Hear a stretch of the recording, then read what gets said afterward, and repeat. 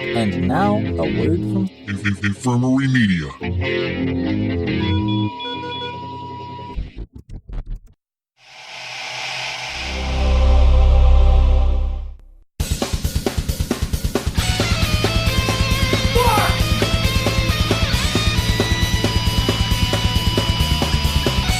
It's time for Blumpkin and Friends, starring your host, the Reverend Johnny Blumpkin.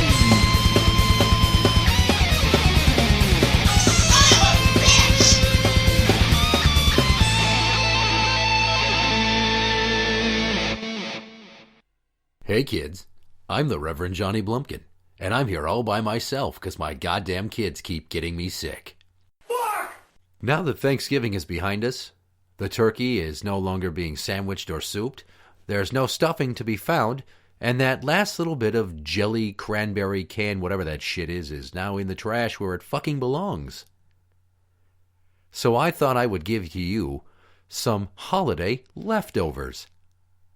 What I mean by that is, here's an episode full of random bits and other crap that I don't know what else to do other than just here's a fucking episode full of random shit. Here we go again. Enjoy.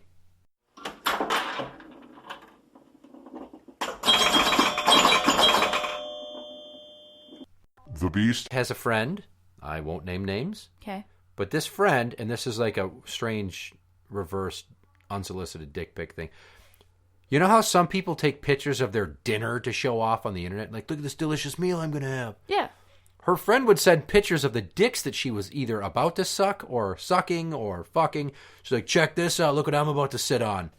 Oh. She just sent The Beast random dick pics of all these guys that she would fuck because she's fucked probably 100 guys. It's a decent number. That's a lot. That's a lot of dicks. Yeah.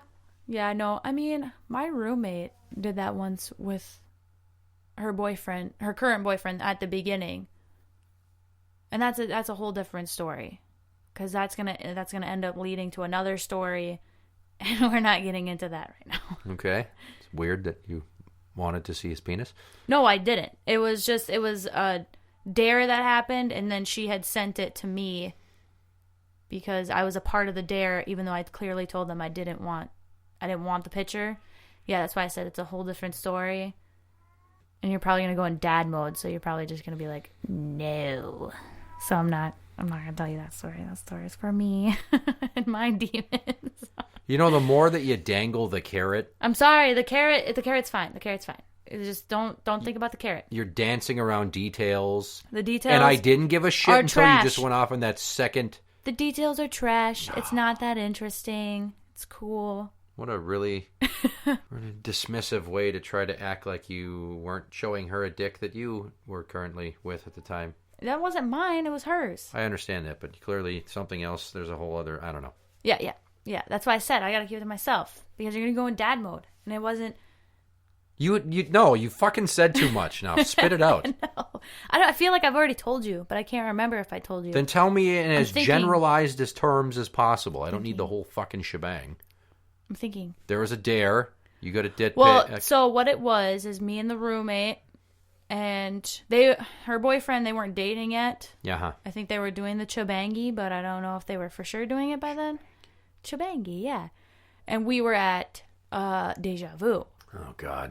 Yeah, and she has this tendency to, like, run her mouth because she thinks she's, like, super hot shit, which, like, I'm not saying she's ugly, but you shouldn't run your mouth because, you know, strippers take shit seriously. Oh, fuck.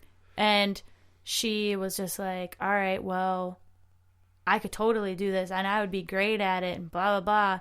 So the girls went and signed her up and to do amateur night, and roommate was like, well, I'm not doing it unless Ivy does it. I'm not doing it unless Ivy does it. And I was trying to teach her a lesson, like, don't run your fucking mouth. So I was like, all right, well, guess what? Get up. We're going. So we did amateur night. Hold on. You went and stripped? Yeah, but I left my bra and undies on because I'm a classy lady. I told them. I was like, I'm not getting full nude, but, I mean, it's basically a bathing suit. I don't think you can get full nude in this state. Yeah, you can. If they don't serve alcohol. If they don't serve alcohol, I can show you a vagina. Mm-hmm. What a weird trade-off. There's only one in Minnesota, and I think it's like on the border of Wisconsin. I think it's somewhere on there that is full nude and serves alcohol, but I don't know the name of it. I forgot it already. Stay away from there. Yeah, it's pretty. You're going to rot in hell. It's a little naughty. A little naughty. Well, I'm not mad. I'm just disappointed. See, I told you, and I'm going to cry. Just don't give me... How did that go? How uncomfortable was that? I mean, it wasn't as uncomfortable for me because I was proving a point. I felt great. I was like, she was uncomfortable. I have never seen her look or feel that awkward before because she always talks super high of herself because she thinks she's just super hot. And I'm like, all right, let's go. You did this. The girls had already signed you up. Like, let's go. So how did she do? Terrible. She was so awkward. And I'm like, see, this is what you get now.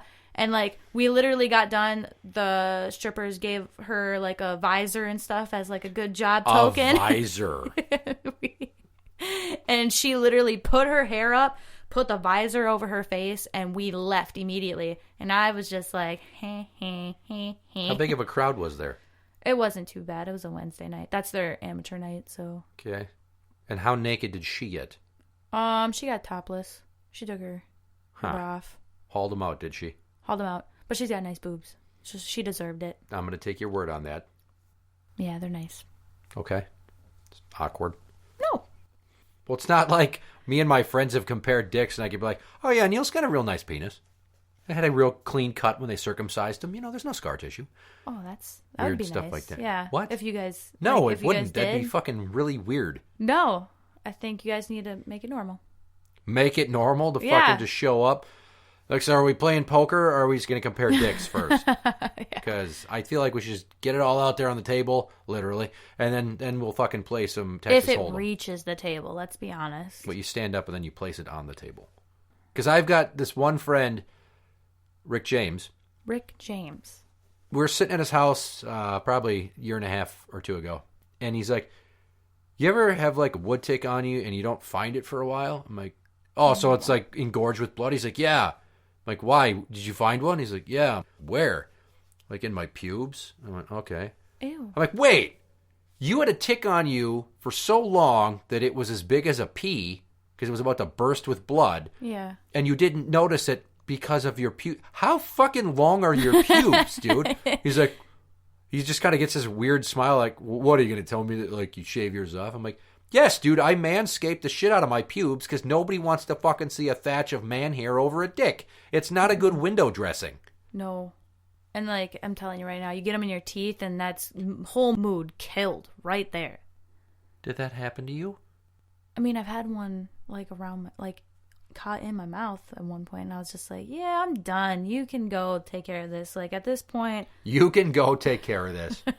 That's the ultimate fuck off move. Like, I'm going to stop giving you this awesome blowjob. You can go finish yourself and think about how I would have finished you. Yeah, but you didn't take the time to trim a bit. Yeah. So you really cock-blocked yourself. It's just super disrespectful. Yeah, like think about your decisions. I think you need to go to your room for a while.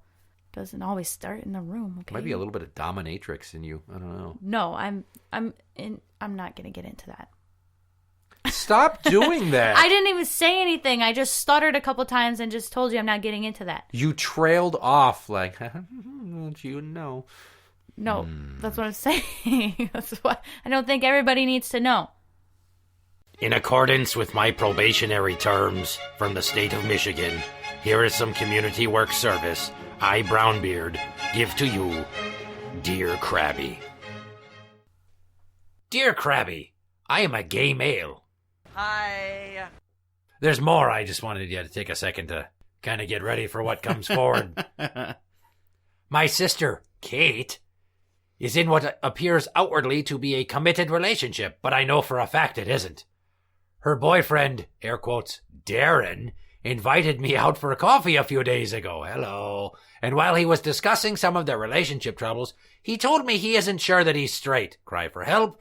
He then proceeded to say he could easily see himself dating me. I don't know what to do. I want to tell Kate, but I don't want to wreck her relationship. The other problem is, I also feel attracted to Darren, but it's not my place to pursue him. Any advice would be helpful. in a bind in New York. Jesus Christ. All right, well, let me fucking try to dissect this Challenger liftoff. Far be it from me to tell you what to do, but perhaps you two should take an air quote here, fishing trip up in the mountains together to get this all sorted out. Darren, I mean, not your sister. Yeah. Spend a few days holding your poles and watching the bobber. Wink, wink. And if he's on the fence about whether he wants to ride the baloney pony, then maybe offer to do the things to him that she won't, and then tell her for future reference to stop being such a stingy bitch. Or at least find out how to milk a prostate. I'm still too stunned for words on this one. What, that the boyfriend's like, I might we have want to date relationship you. problems. I'm kind of attracted to your boyfriend. Yeah, that's definitely something you don't want to tell your sister, but... I don't know. I mean, did you see Cruel Intentions? Yeah, I did. I mean, everyone's kind of sharing there. Yeah, but that's a whole different ballgame. I mean, I only watched it because Ryan Phillippe's a dreamboat.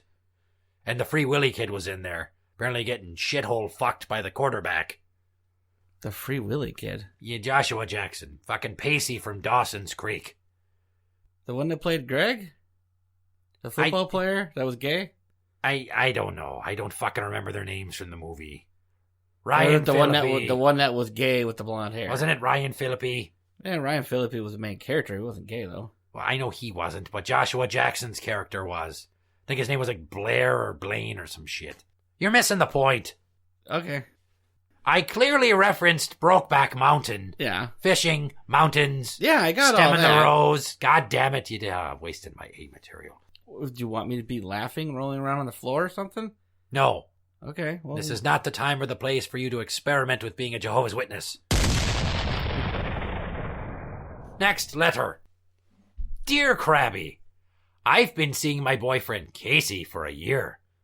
That's a mistake. He's gay. He's got his name Casey. Jesus Christ, right out of the gate there, you think he's gay, huh?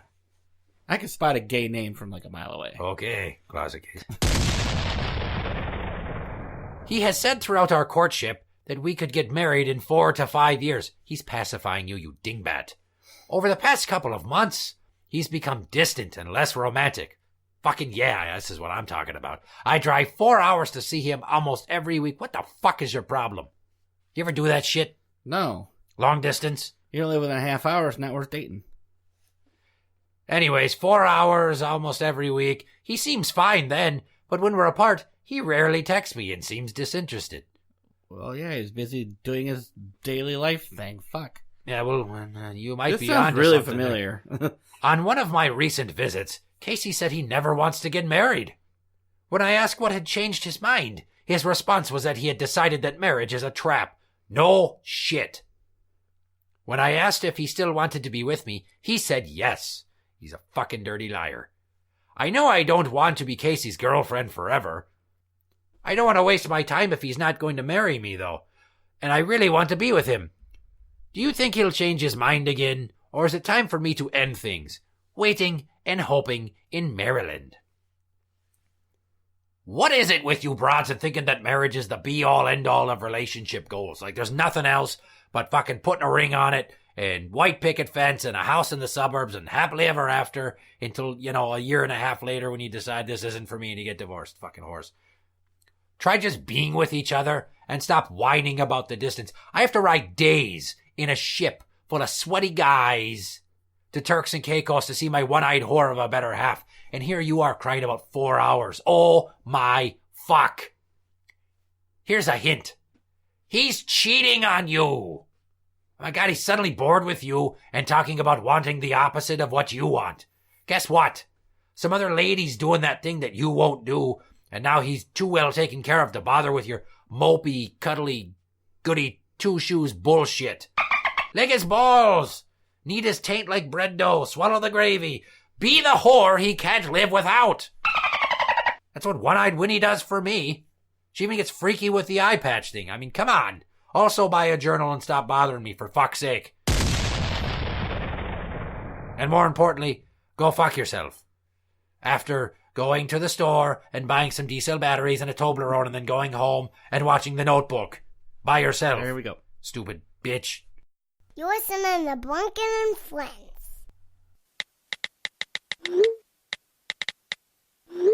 And now, things my wife texts me.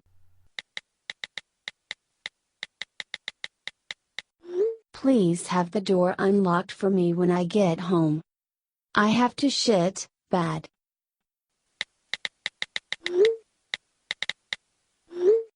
I don't know what came out of me just now, but goddamn, holy shit.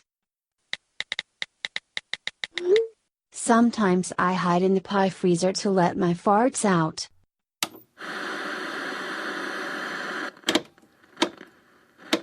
Ladies, do you have too many kids? Well, how many is too many? Because I guess I don't. Could you give me like a round figure and I could decide for myself? Do you want to quit while you're ahead? I suppose I have like 8. I should probably stop or something, because it's getting kind of expensive and I have to drive like a miniature school bus just to transport them all. Is your pussy hole so stretched out from childbirth that it's as big as a Kleenex box opening? Oh my God, that is offensive, and I can't believe you would talk about my body like that. Childbirth is beautiful, and you know what? When you're done having babies, it goes back, okay? It goes back. Oh, yes, my pussy hole is quite large, and it hangs there like a windsock. It's kind of stretched out, and it whistles sometimes when I wear skirts and it's windy out. Wow, what are you driving at? From the people who brought you the Nuva Ring comes its 30% larger sister version, the Max Ring. That's right, the Max Ring. Bigger and badder, like roughly the size of a bagel inside of your pussy. Stronger.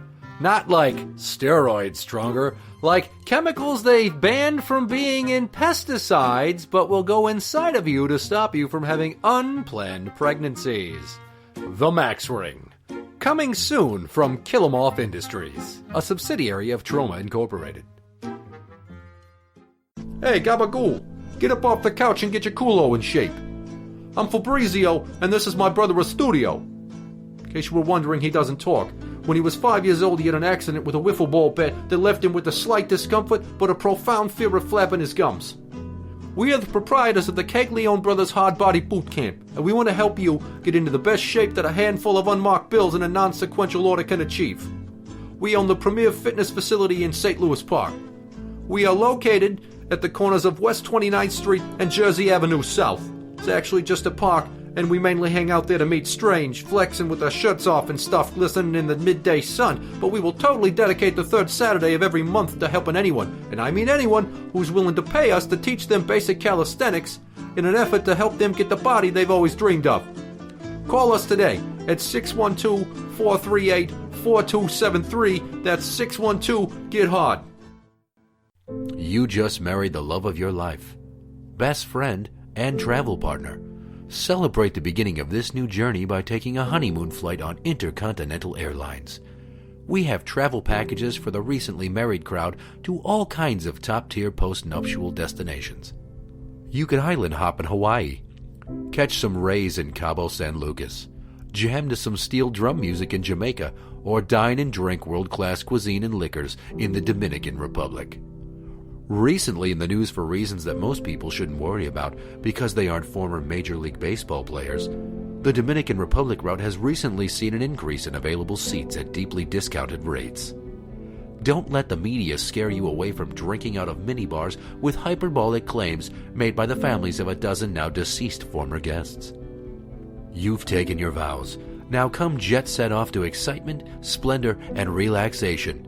Maybe even join the Mile High Club while you're at it. We won't tell. Intercontinental Airlines. Satisfaction in the skies.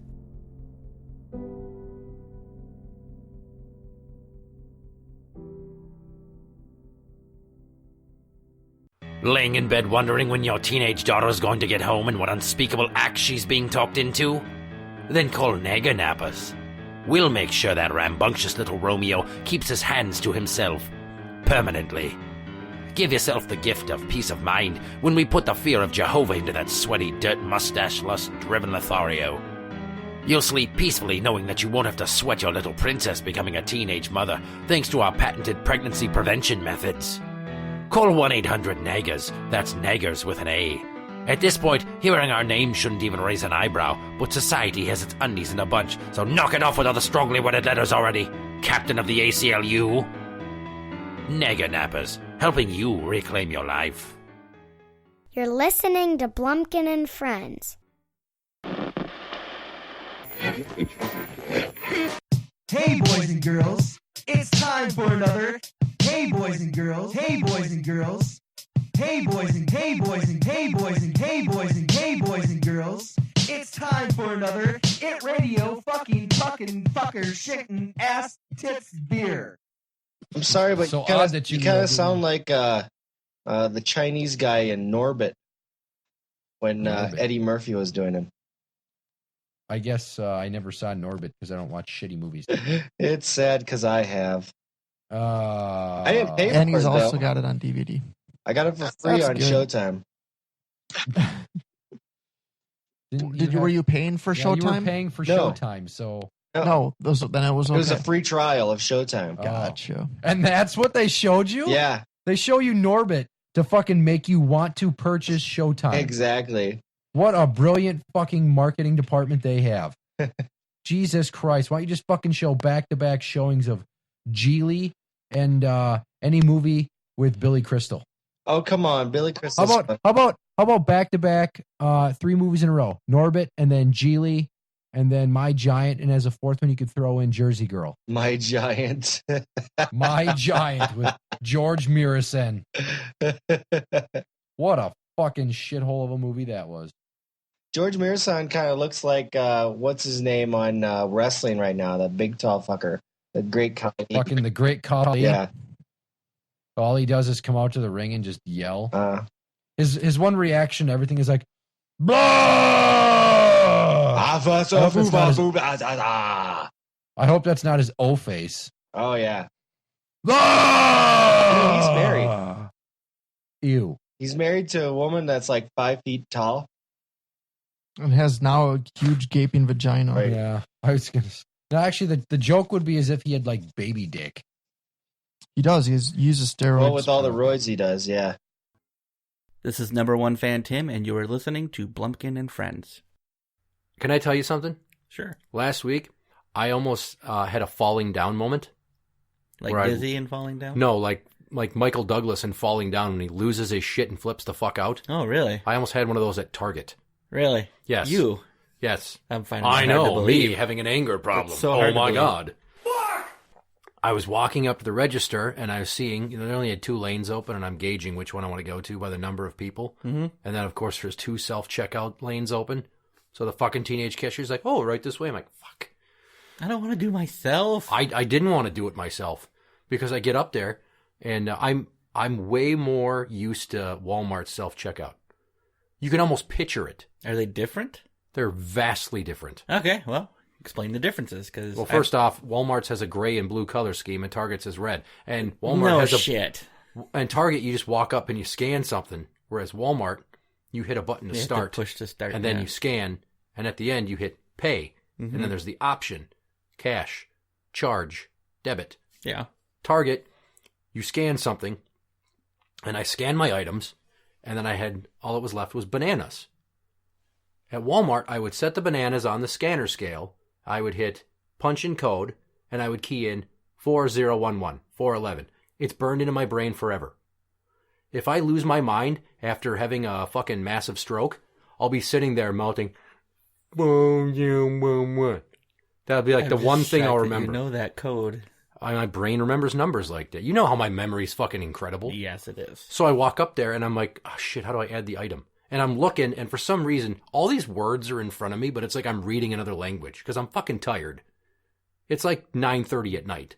Okay. And this little fucking cashier chick walks up, and she's like, oh, it's right here.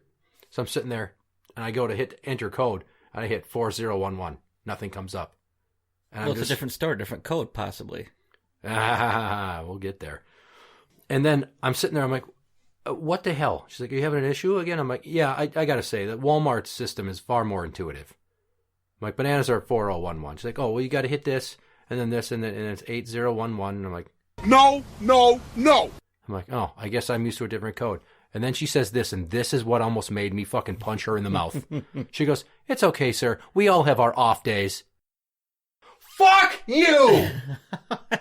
Off day? Are you fucking serious? You live at your parents' house, and you're on their insurance, and I'm having an off day? Bitch, I work while you sleep, and I'm in charge of 80 people on average every night when I'm working while you sleep. And they'll sneak into your room and inject you with drugs. Right. I have 4 kids to keep track of. She can't even remember, like, her probably the most called 5 phone numbers in her goddamn contacts list. That's hilarious. And then I wrap it up and I go to scan my card. I'm like, oh, God damn it. I'm just like, yeah. I'm fucking stuck in my red card and I punch the code and I'm leaving. She's like, have a good day. And I wanted to be like, eat shit, you cunt. But I didn't. I held back. That's probably a good thing. And then I stood there and I looked at the receipt. And at the end of the product code for Target system, bananas are 8011. Yeah, well, I think every store does it differently. Yes, but no. The 8011 is the item. It is called a DPCI. I forget what the DPC stands for, but the I is for item. That's how Target classifies every item in the store. It has a DPCI number.